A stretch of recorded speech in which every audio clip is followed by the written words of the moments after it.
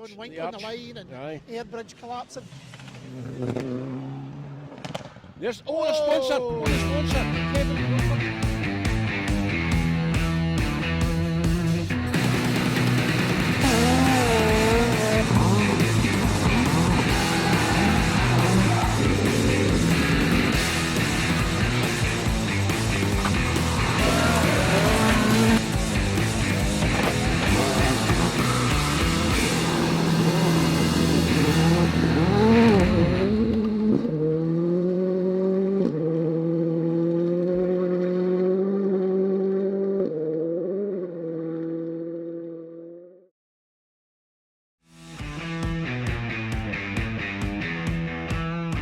Behind the battles for the overall top 10 on the McDonald and Munro Speyside stages, there was an equally close contest going on in the Autoshop two-wheel drives and the Albyn Garage Challengers. Both category winners from round 1 are back for round 2, closely followed by a huge gaggle of talented crews looking to push them hard. We're going to go for it, but I think there's a few of the guys out there that'll give us a fair challenge this weekend, a few that have been out in rallies up till now, so yeah, looking forward to it. We'll just do our best. Well, we'll give it a go. We'll give it a go. I'm saying nothing. We'll play ourselves in. And have you done much in the dark? Done a bit actually. I've been done the RAC a couple of times actually, but most of that's in the dark. I do quite enjoy it, if I'm honest. Arndilly and White Ash in the dark of Friday night would open proceedings. This will take the wax out your ears. Peter Stewart and Harry Marchbank topped the times overnight, despite Peter feeling he was driving the car too sideways.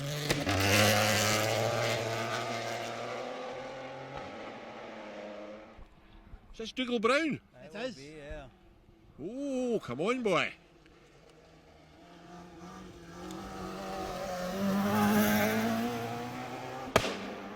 Four seconds back from the 2:08, Dougal Brown and Lewis Rochford had started well, 5 seconds up on fellow Mark II runners Paddy Munro and David O'Brien. Yes. Go on, Paddy, keep her going, boy, keep her lit. And tied on time with the blue Mark II, John McElraith and Heather Grisdale were continuing their good form from the Snowman, despite struggling for grip in the Impreza. Historic spec spotlights were the issue for Stuart Eggleston and Brian Hodgson, struggling to see on the long straights. The Pinto-powered Mark II just 4 seconds away from the Impreza overnight. Well, sweet as a nut, isn't it?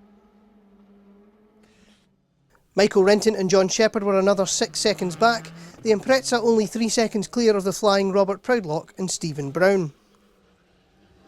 Oh, come on, Adam. Adam, go on. I'd find dances round the corners. And 2 seconds behind the Adam, Scott Peacock and Craig Wallace had started strongly in their Evo 8, 2 seconds ahead of a tie between the Mark IIs of Keir Beaton and Ian Thorburn, and Brian Ross and Mark Fisher.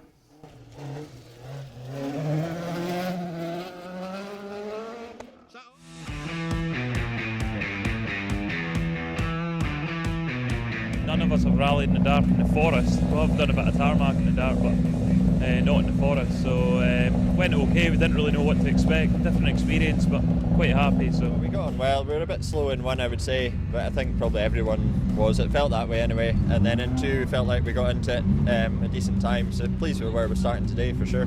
Yeah, good. And Paddy, how were you last night? Same as him. We stalled it in the second stage. And it felt like a lifetime waiting for it to start, but we got going again. We had a good night. 2 seconds. Probably 2 seconds. Yeah, we were waiting for Dougal to catch up just to make sure he got there. Find a lot of grip out there as most folk did, but you know, it's the same for everybody, and we're here, so you know, I wondered whether it was the car or whether it was the tyres or whatever, but I think it's the marble stage. It's just hard to find grip, but the result was fine at the end of it. I think we're 17th last night, so we're happy with it. Anyone in the top 20, I'm happy. 2 blasts on the tarmac of Cooper Park opened Saturday before Altmore and Ballach.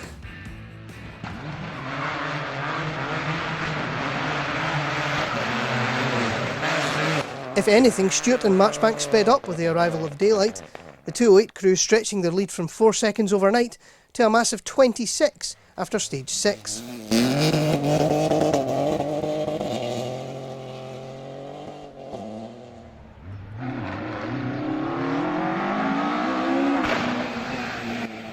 Brown and Rochford held on to second, the former two-wheel drive champions still building their pace in the upgraded car. And they were still only 5 seconds clear of Munro and O'Brien. The gap between the two escorts unchanged over these 4 stages. Oh, listen to this coming up the hill. Oh, power all the way. Go on, Paddy.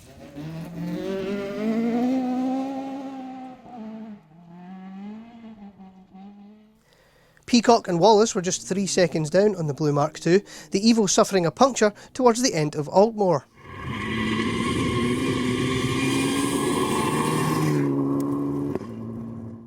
Eggleston and Hodgson admitted to a wrong tyre choice for this loop, choosing too soft a compound. The Pinto engine also running out of puff on the faster sections.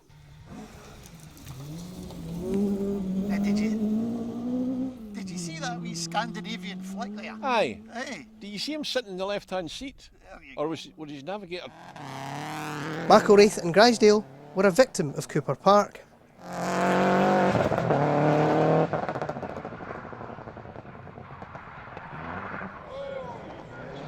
It wasn't a big mistake, but it did drop them behind Eggleston and Hodgson. John was also finding the shorter stages weren't particularly suiting the tyres. The Impreza are now just 4 seconds up on Proudlock and Brown. The Adams giant-killing run continuing on the Saturday.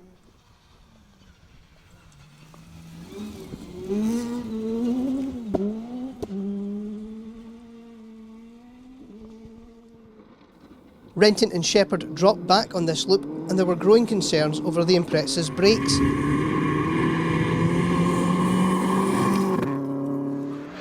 Championship sponsor Kevin Crawford and Andrew Stevenson were speeding up in the daylight.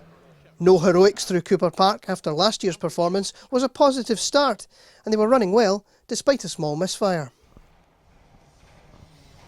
Go on, Kevin, give it Yahoo. Well, glad to see Kevin get through Cooper Park all right this year.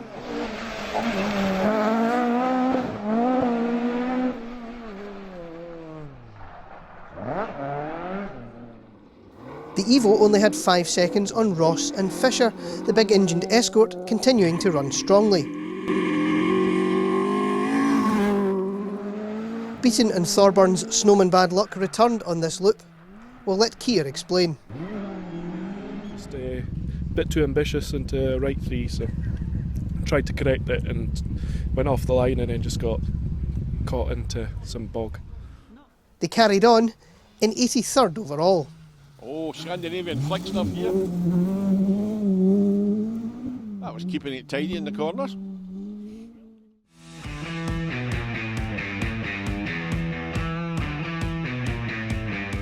The next loop contained the fantastic Gartley Moor stage for a second run through Ballach. Stewart and Marchbank backed off slightly on this loop, losing a whole second from their lead.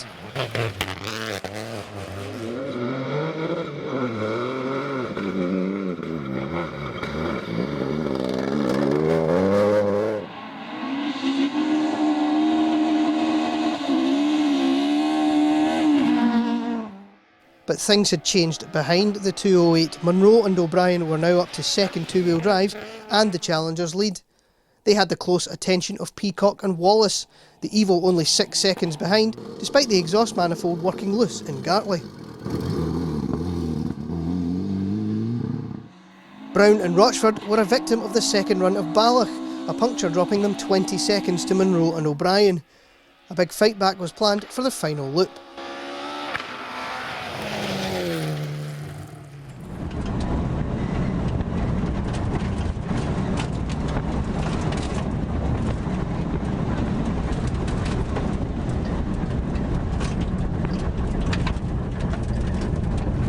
McElwraith and Grisdale were back on the pace in this loop.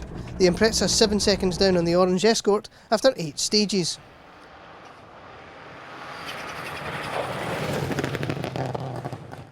But they had to watch behind them. Proudlock and Brown were fully on the pipe on this loop.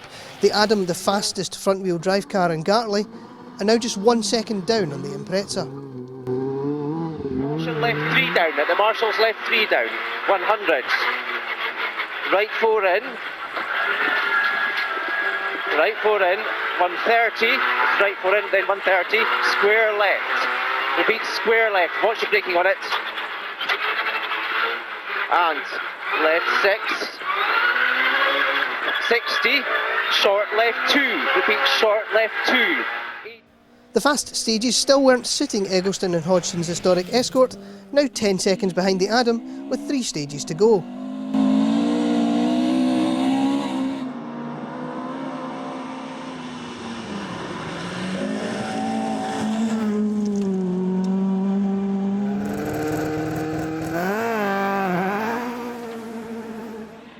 And 28 seconds back, John Crawford and Josh Davison were on a fight back after an off on the Friday night. Their charge taking them past Renton and Shepherd. The brake issues worsening on this loop, requiring Michael and John to perform emergency running repairs in the Huntley regroup. Crawford and Stevenson continued their good run despite that persistent misfire. The Evo only 3 seconds down on the green Impreza.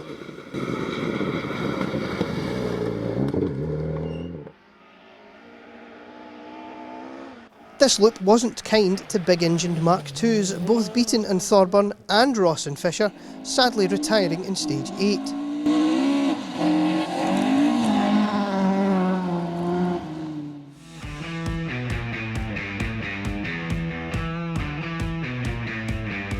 Three stages made up the final loop, including a second run through Gartley Moor. Unfortunately, that misfire was a sign of something bad to come for Crawford and Stevenson. The Evo's turbo giving up in stage 9.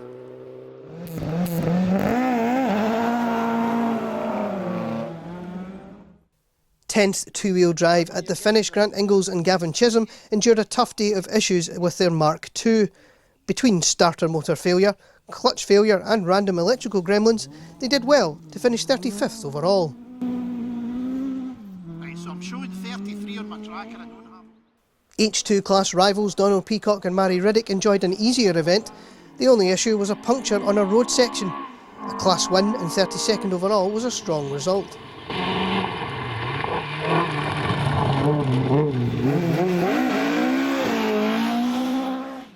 Eighth in the two-wheel drives and top, Sunbeam went to Alistair MacArthur and Chris Robertson. Alistair describing both the car and Chris as perfect, and the main issue was himself, trying his best to throw the car off the road a couple of times during the day.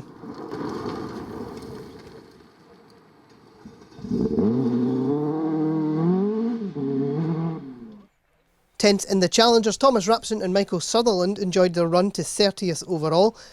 No intercom in stage 6 was the biggest issue, and they enjoyed a good battle with fellow Impreza crew Martin Crombie and David Law all event. Nicely driven.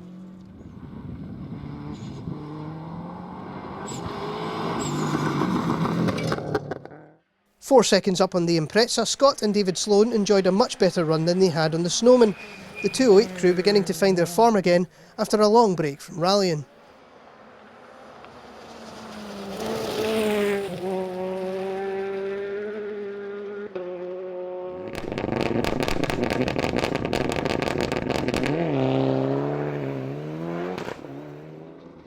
Gaining pace all event, John Eason Award winner Johnny Mackay and co-driver Ian Parker bounced back well after their Snowman retirement.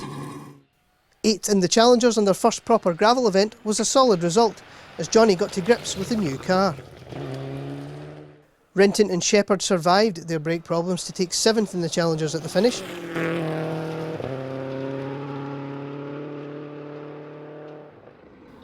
Crawford and Davison consolidated their position over the final loop. 6th in both the two-wheel drives and the Challengers was a good comeback after their off on Friday night.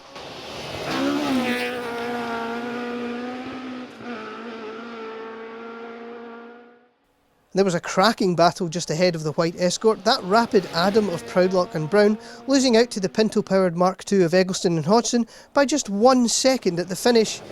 A great face-off between the old and new school cars.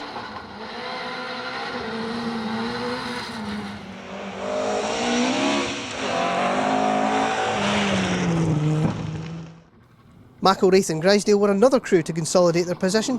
Third Challenger and a second Subaru Cup win of the season was a good result.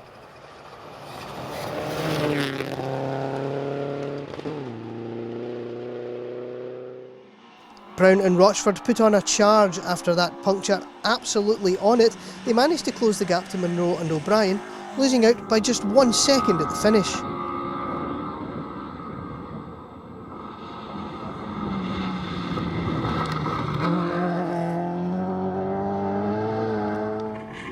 Paddy and David were on it all event, the new engine sounding fantastic.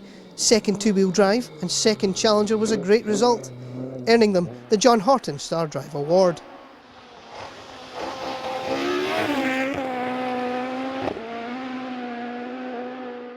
And taking their first Challengers win of the year, it was an excellent result for Scott Peacock and Craig Wallace. Scott particularly enjoying the night stages and happy that the issues with the car from the snowman seemed to be resolved.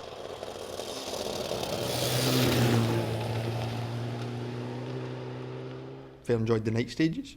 Everything else kind of went alright. A wee bit of bother with the car towards the middle to the end of the day. The exhaust was starting to fall off, but other than that, I think it was fine. Very enjoyable. Loved night stages, so I was delighted that they decided to run them. Scott, despite the fact he said he wouldn't enjoy them, he obviously did, so drove it really well. He got faster as the day went on. And taking their second Autoshop two-wheel drive win in a row, Stewart and Marchbank were only 2 seconds ahead of the Evo at the finish.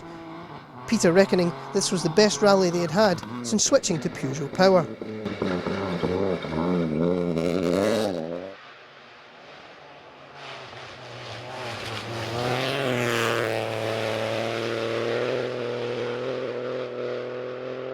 Yeah, brilliant. Really chuffed with the result. The car was brilliant all day. The notes were good. Car, just it all went together perfectly, to be honest. In fact, the best we've ever done. So, yeah, can't complain. Good. Harry, how was it from your side of the car? Yeah, really happy. So just was pretty smooth running from the start, so can't complain at all. So. 2 events in, and the 208 crew enjoy a comfortable two-wheel drive championship lead over Munro's Rapid Mark II.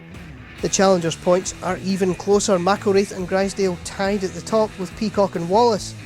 And up next, the tarmac of the Jim Clark Reivers Rally.